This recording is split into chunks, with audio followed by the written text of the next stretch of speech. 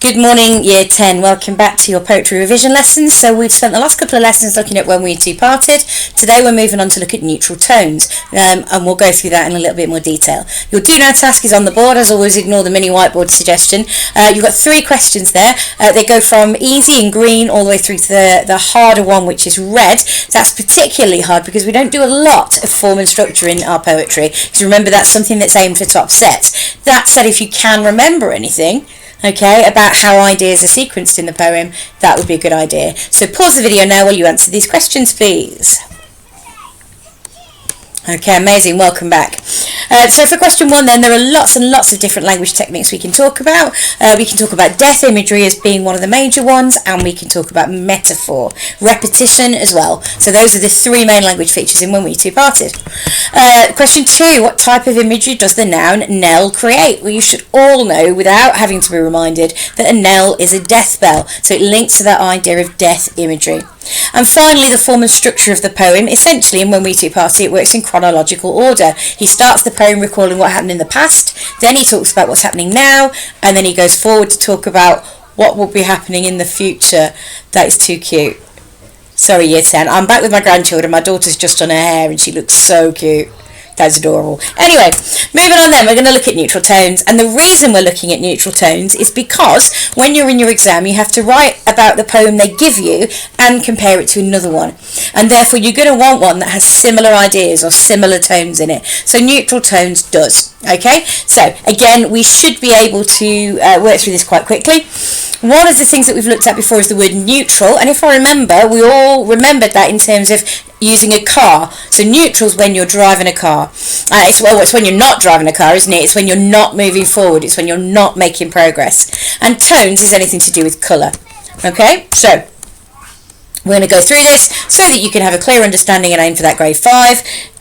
As always, I've kept the higher grade criteria on there because there are no limits to any of us. It just depends on how much time and effort we've got prepared to put in.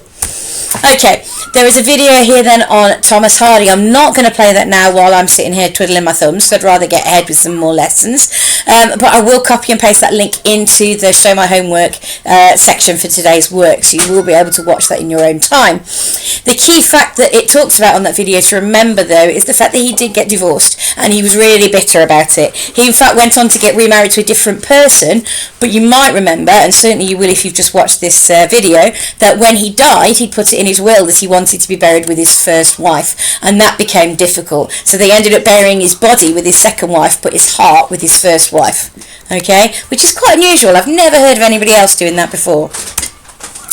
So here's the poem then. It's on page 11 of your anthologies if you've got that with you.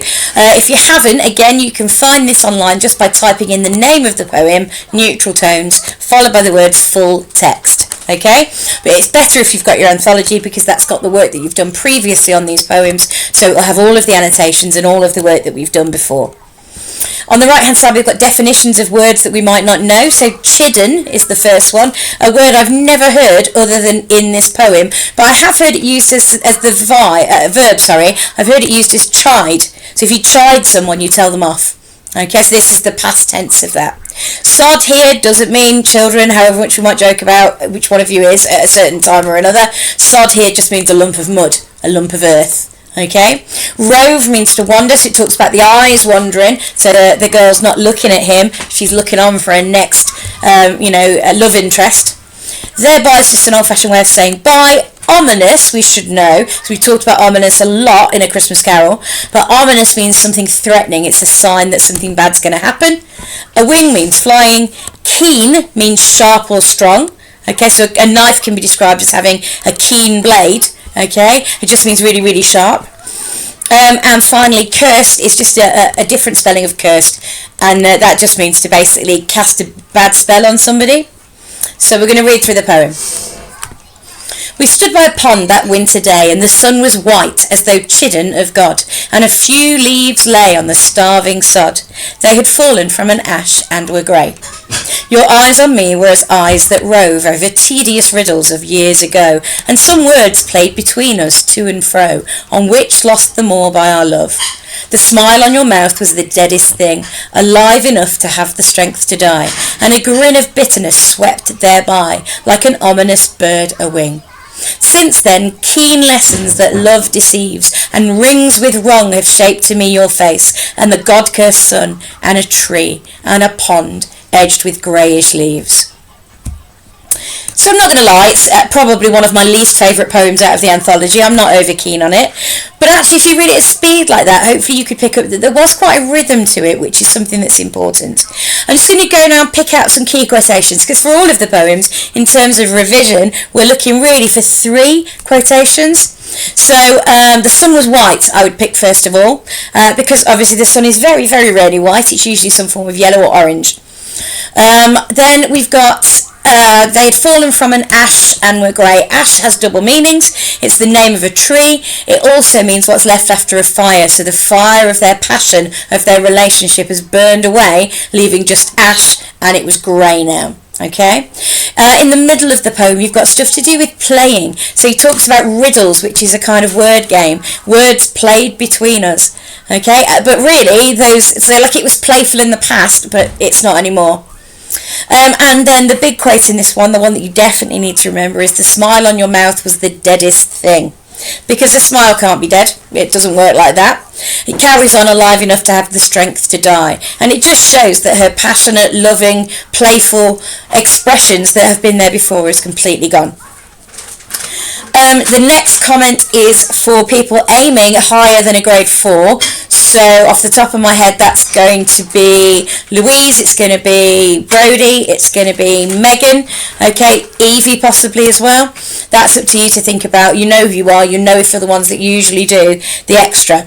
If you're one of those people, I'm going to point out the assonance, which is in the first stanza there. So assonance is when you have stretchy vowels. You'll have heard me talk about this before. It's probably on your page if you're working with your anthology. So a few leaves lay. You can't say that quickly. A few leaves lay. It doesn't work. It's a few leaves lay. Okay, and grey as well. So ash. So it's these vowel sounds within the words. They're not short and spiky and punchy. They're really slow, stretchy ones. And the effect of that is to make the poem slow down, to make it really focus on what it's saying, and to remove any kind of rhythm from that. It's like he's stuck in this moment, and that happens because of this stretch. It's like a freeze frame from drama, a pause in time, and that's created by that assonance. Okay. Hopefully that's a bit of a whistle stop there, but hopefully between that and watching the video and looking through the revision notes that you've got and your study guide, you should be able to feel confident about that. Again, the major quote in this poem is the smile on your mouth was the deadest thing, alive enough to have the strength to die. So, your job for the rest of this lesson today then is to answer these questions on the board. What type of relationship's being explored? Which poem is it similar to in content? Well, you should know that because I've just said that's why we're doing this one. What's the speaker saying to his lover? Okay, and what tone does Hardy create? Actually, I do want to just draw your attention to one more quotation. So in the last line, at the last stanza, at the bottom, keen lessons that love deceives. So the lesson from love is sharp, it's painful, and it carries on, it rings with wrong. So you probably remember me spending a long time going like this when I taught that poem before, because rings is what you do with wet clothes, isn't it? And it means you twist it. But here he's talking about his heart. And that's not a great thing to have that sensation done to, is it? So it makes us believe that it really, really hurts. I finished with the mug, thanks, Shay. You can do that, dishwasher. And also, rings with wrong is alliteration too, which again slows that down and really highlights that phrase. Okay? So, you've got an example paragraph here. Again though, I'd like you to have a go at doing your own first of all, then check the example one and see what you need to add in. We will be working, I'm afraid, towards you doing some P-calls about both poems in comparison. But for today, that's me done. Take care.